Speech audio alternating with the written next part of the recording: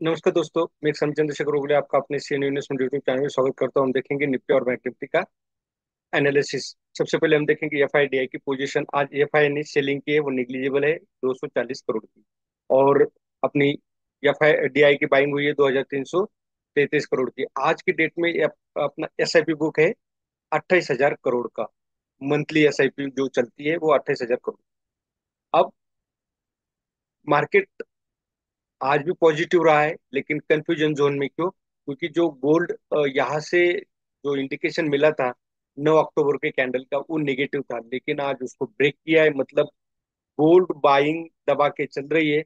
इसका मीनिंग ये होता है कि मार्केट में अनसर्टेनिटी बहुत ज्यादा है। स्टॉक शेयर मार्केट के ऊपर ज्यादा भरोसा नहीं है, मतलब इक्विटी पे। इक्विटी पे ज्यादा भरोसा नहीं है, कमोडिटी पे ज्यादा भरोसा कर रहे हैं लोग। तो गोल्ड में आज देख सकते हो एटीएस लगाए, all time high. Second things, bank Nifty का अगर आप देखोगे तो सिमेट्रिकल ट्रायंगल ये बन रहा है। Symmetrical triangle in the sense descending और असेंडिंग ट्रेंड लाइन दोनों साइड से बन रहे हैं। ना हाई ब्रेक हो रहा है, ना लो ब्रेक हो रहा है। तो एक कंफ्यूजन जोन वाला है। लेकिन जो सिमेट्रिकल ट्रायंगल होता है उसको बोलते हैं ट्रेंड कंटिन्यूएशन पैटर्न। तो अब ट्रेंड अप ट्रेंड था, और यहाँ पे अगर देखोगे तो जो स्विंग लो था नियरेस्ट, वो ब्रेक नहीं हुआ। तो जो ब्रेक नहीं हुआ, इसका मतलब ये नेगेटिव ट्रेंड ट्रेंड अभी भी नहीं, भले एक साल से मार्केट एक कंसोलिडेशन जोन में है। तो ये फेज जो है, ये इसको बोलते हैं डिस्ट्रीब्यूशन फेज। अब यहाँ से मार्केट डिस्ट्रीब्यूट होगा, या तो डाउन साइड या तो अप साइड। मुझे यहाँ से जो कैंडल्स नजर आ रही है उसके हिसाब से मुझे लगता है कि अप साइड जाना चाहिए। मुझे क्यों लगता है कि मेरी इन्वेस्टमेंट इसलिए नहीं लगता, इसलिए लगता है कि जो कैंडल्स बोल रही है वही है, लेकिन ये कैंडल इनसाइड बनी है, ग्रीन कैंडल है। इसका मतलब एक गैप डाउन ओपन हुआ है।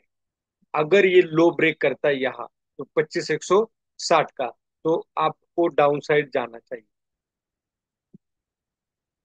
ये लो ब्रेक होता है तो आपको इसमें डाउन साइड जाना चाहिए। अगर आवरली हम देखते हैं तो आपको और पिक्चर क्लियर हो जाएगा। इसलिए डाउन टू बॉटम एनालिसिस बहुत जरूरी है।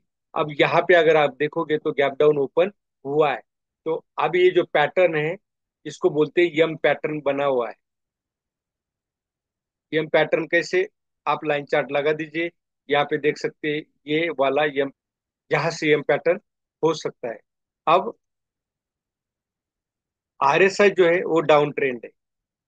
आरएसआई यहाँ पे देखोगे, ये हाई और ये हाई मिला, और ये वाला हाई देखो, इस हाई से मतलब यहाँ हायर हाई लगाए और यहाँ पे लोअर हाई लगाए, तो ये मिसमैच हो रहा है आरएसआई और चार्ट, प्राइस चार्ट। तो इसमें हमें थोड़ा सा संभल के रहना पड़ेगा, और मेरा मानना ये है यहाँ से मार्केट डाउन भी जा सकता है। तो ये हो गया कैंडल का। अगर ये ब्रेक होता है यहाँ का लो 25,150, तो यहाँ से डाउन साइड जाने की प्रोबेबिलिटी बहुत ज्यादा है। इसके लिए हम क्या करेंगे कि ये जो दो लो बने हुए हैं यहाँ से, इसको जोड़, अगर ये ब्रेक होता है तो समझ लो डाउन साइड मूवमेंट मिल सकती है। अब ट्रेड करना हो तो ट्रेड किस तरह से करना है? तो यही कैंडल जब यहाँ से नीचे आएगा मार्केट, और यहाँ से डाउन होगा, तो आपको यहाँ कोई स्टार डोजे हैमर कैंडल, तीनों कैंडल में से एक कैंडल बनती है, उसके लो के नीचे शॉर्ट कीजिए और अपसाइड आप स्टॉप लॉस लगाइए। अब बैंक निफ्टी देखिए, बैंक निफ्टी का भी सेम यही हाल है। ये जो है मैंने बताया था, inverse head and shoulder pattern बनने के बाद रिटेस्ट किया, अपसाइड गया, इनसाइड कैंडल बनी, दोनों का हाई सेम है, और यहाँ से रिजेक्शन आया है। अब कल के लिए क्या, कहाँ पे ट्रेड करें? तो कल के लिए अगर ये हाई ब्रेक होता है तो आप हाई के ऊपर ट्रेड कर सकते हैं 56,771 के ऊपर। और अगर हमें सेल करना पड़े तो क्या है, 55,834 का एक सपोर्ट है। अगर 55,834 के पास आता है तो हम यहाँ पे एक बार बाय करेंगे, क्यों? यहाँ से सपोर्ट लिया हुआ है। मार्केट हमेशा साइको रिपीट हिस्ट्री रिपीट करता है, और जो साइकोलॉजी होती है बायर्स और सेलर्स की, वो होती है कि 2 से 3 बार वो एक जगह से एक्टिव होता है, चाहे सेलिंग हो या बाइंग हो। अब आवरली में हम यह देखेंगे। अब आवरली में आपको क्या पिक्चर दिख रहा है? यहाँ से बायर्स एक्टिव हुए थे, मतलब यहाँ से ब्रेकआउट मिला था। ब्रेकआउट मिलने के बाद एक रिटेस्ट, मुझे ये जो आज का मूवमेंट था ये रिटेस्ट था। अगर ये कल 56,771 ब्रेक करता है तो हम बाय साइड जाएंगे, और 56,536 मतलब 56,530 अगर ब्रेक होता है तो हम सेल साइड जाएंगे। इसके लिए हमें 15 मिनट का चार्ट देखना पड़ेगा। तो 15 मिनट के चार्ट में आपको क्या नजर आता है? ब्रेकआउट दिया, डबल टॉप बना हुआ है, तो हो सकता है यहाँ से ये दोबारा वापस आ जाए। तो यहाँ पे भी वही सेम कहानी है कि ये यम पैटर्न हो सकता है।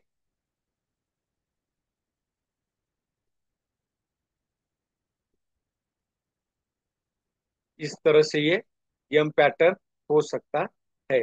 तो अगर यहाँ पे ये वाली जो रेंज है 56,530 की ये ब्रेक होती है, तो हम डाउन साइड जाएंगे। तो यही था।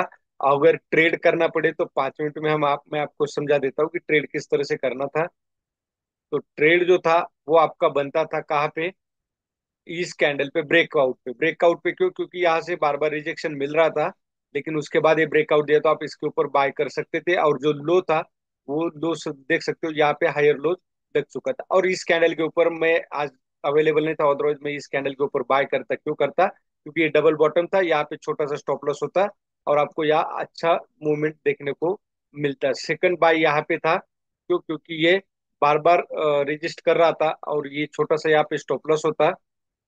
इसको बोल सकते हैं आप, ये जो दो कैंडल इनसाइड बनी है, इसको बोल सकते हैं सैंडविच। सैंडविच पैटर्न यहाँ पे बना था, इस कैंडल के हाई पे ही बाय करता और अपसाइड आपको एक अच्छी मूवमेंट देखने को मिलती। अब कल के लिए आप यहाँ देख सकते हो, ये भी एक छोटा सा ईएम पैटर्न है और ये ब्रेक हुआ है।